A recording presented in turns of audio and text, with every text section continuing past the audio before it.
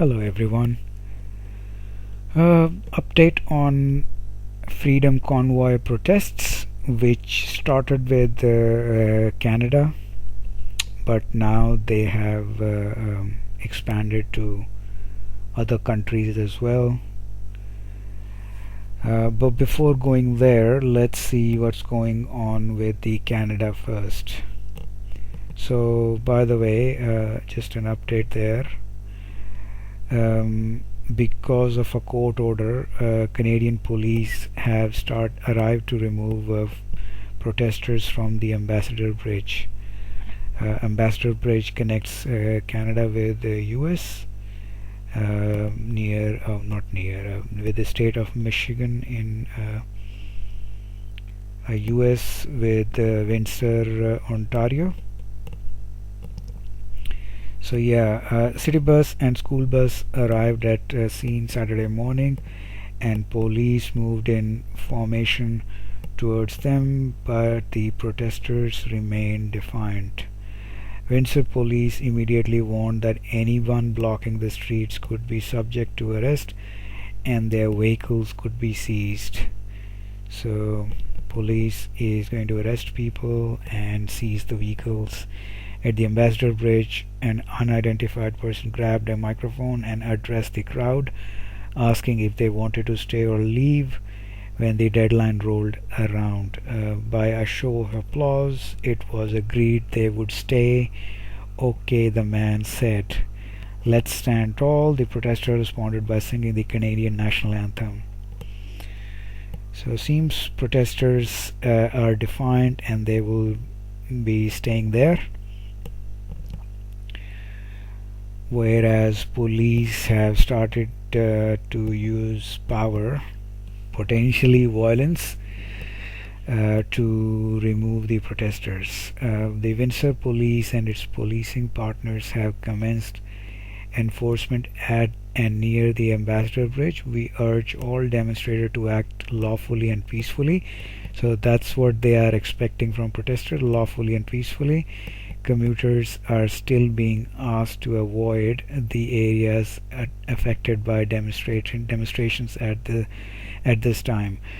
Let's see if police themselves will act lawfully and peacefully. So whether they will use violence themselves. A judge on Friday ordered the protesters to clear the bridge, but an injunction issued by Chief Justice Jeffrey Morawitz of Ontario Superior Court gave them until 7 Eastern Time on Friday to clear out, but the deadline came and went without any movement by the protesters. So yeah, as I said earlier, it was because of the court orders. The protesters are being cleared, and it was supposed to be enforced by Friday 7 p.m. Eastern Time, but protesters are not budging.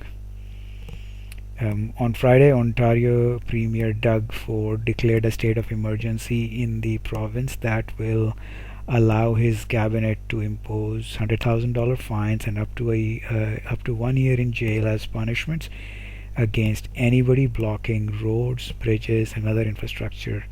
So as soon as things go out of their hand, they start using the heavy-handedness of the state to control the narrative or maintain their own power.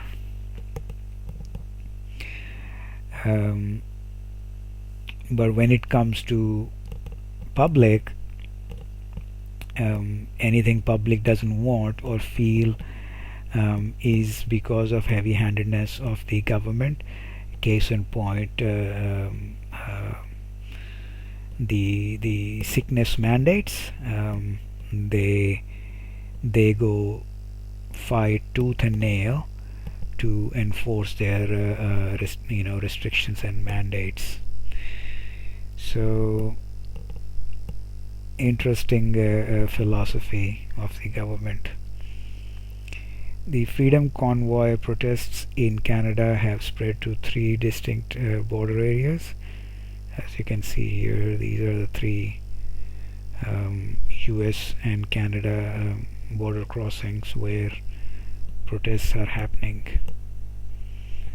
As a reminder, Canada sends 75% of its exports to the US, and the bridge usually handles 8,000 trucks a day, representing a quarter of all cross-border trade, or about Canadian 500 million per day. So it's a lot of trade that is being affected by these protests, no doubt about it, and the lives of Canadian citizens as well.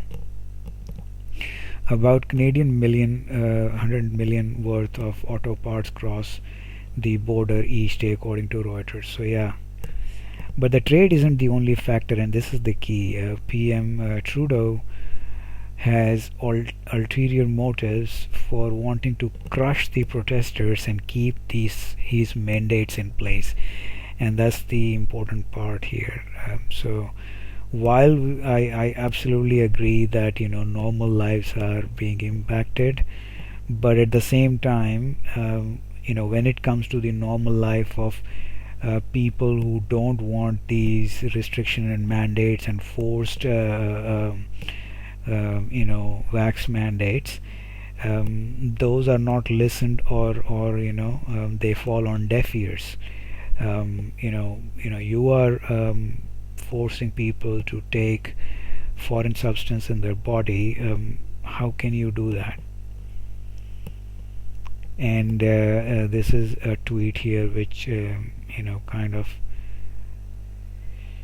shows the ulterior motive of Prime Minister of Canada, and that's his deal with Big Pharma, that he will take the vaccine delivery up to 2024, and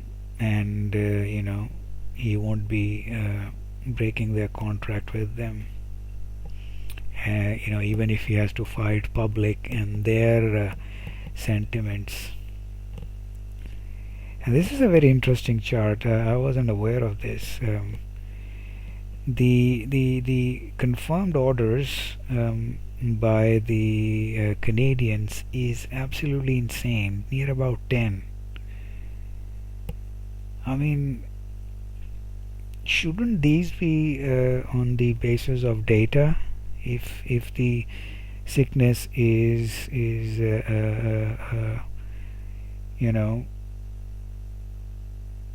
going down, or the number of patients with the sickness are going down, then why is this insane commitment? Australia is also very high, but still half of Canada. US is up to 3. India is just over 1. Indonesia less than 1. Bangladesh is nothing. So yeah, insane. I mean, anyway, moving on. TD Bank of Canada surrenders Convoy donations to court. So Canada's TD Bank says it plans to surrender approximately $1 million in unrefunded GoFundMe donations to Freedom Convoy, as well as some $400,000 the group had accepted directly as well.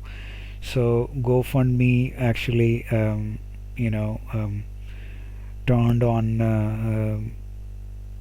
the Freedom Convoy protesters and didn't give them the money or donations raised by them, and initially they weren't willing to even refund the money to the donors, but then because of the pressure they accepted that they will refund the money, no questions asked. So but of that total 10 million collected by GoFundMe, 1 million was put into the TD Bank account for the protesters to use. But now the TD Bank has surrendered this money to the court and not going to give them to the protesters, plus $400,000 that they connected directly as well. The Convoy meanwhile plans to fight for their donations and is now looking to raise funding via cryptocurrency. Of the roughly 10 million raised via GoFundMe, just 1 million was deposited before the fundraising site decided to cancel the campaign and refund the remainder. So yeah, it returned 9 million. Late Thursday, however, Ontario's Superior Court froze funds from these accounts after the province's Attorney General alleged that funds would further the criminal act of mischief on streets of Ottawa.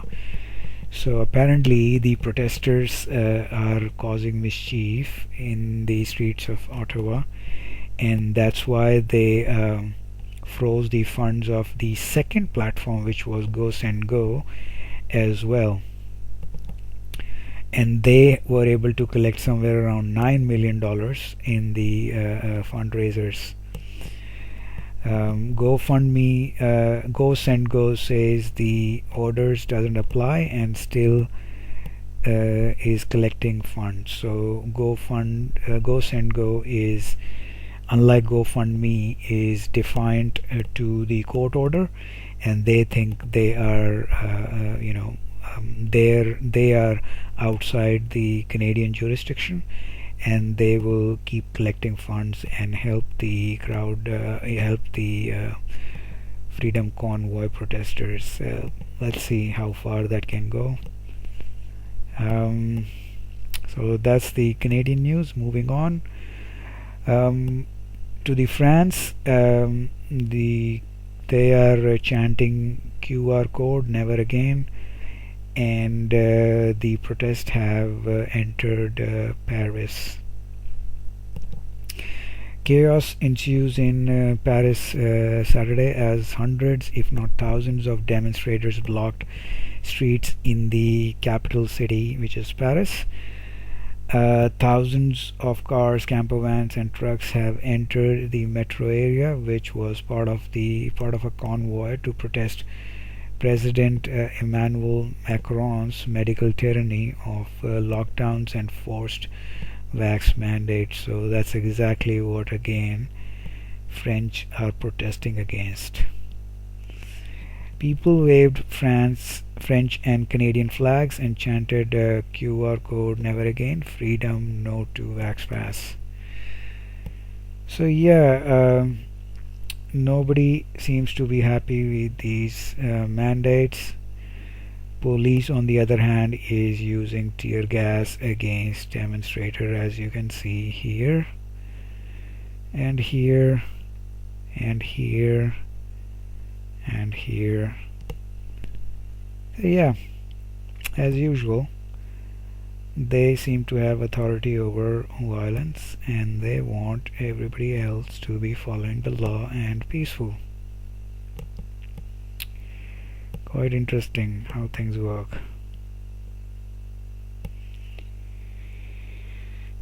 And demonstrators are saying we have been going around in circles for 3 years. Demonstrator Jean-Marie Zeiss, who was heading to Paris, we saw the Canadians and said to ourselves, it's awesome what they are doing. In 8 days, boom, something was sparked in France. And I heard the similar sort of news for Australia as well, although I'm not covering it here, but protests have started in Australia as well. Anyway, so that's the update on Freedom Convoy protests all around the world. I'll keep you guys posted and see you in the next one. Bye.